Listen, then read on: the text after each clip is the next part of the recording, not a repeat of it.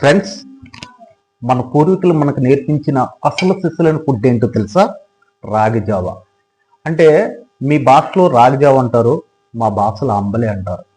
దీన్ని మార్నింగ్ మన పూర్వీకులు ఈ రాగి జావని ఒక పద్ధతిలో తీసుకొని వ్యవసాయమైనా వేటైనా చేసేవారు. వారికి అప్పుడు ఎటువంటి అనారోగ్యాలు కూడా వచ్చేవి కాదు, దరి చేరేవి కాదు. ఇప్పుడు లేటెస్ట్ ఏం చేస్తున్నామంటే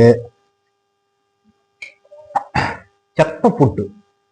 అంటే మన ఇంట్లో తెస్తా మ్యాగీలు, నెక్స్ట్ ఆయిల్ ఫుడ్, పూరి దుకాణం మీద రప్పించుకొని, అంటే మన లేడీస్కి వండడానికి బద్దకమో తెలియదు కానీ అంటే టెక్నాలజీ మారింది కదా, రెడీమేడ్ ఫుడ్ను తయారు చేసి 66 రోగాలు అనేవి మనకు మనమే తెచ్చుకుంటున్నాం.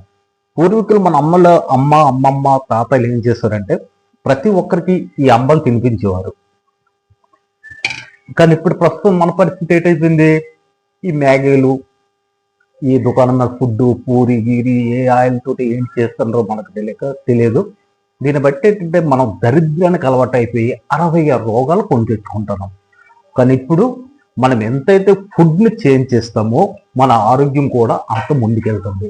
మరి మనం ఫుడ్ని చేంజ్ చేసుకొని మన అంటే ఆయుష్ పరిమాణాలను పెంచుకుంటాం కదా. చూస్తూనే ఉండండి మా నేటి ప్రపంచం.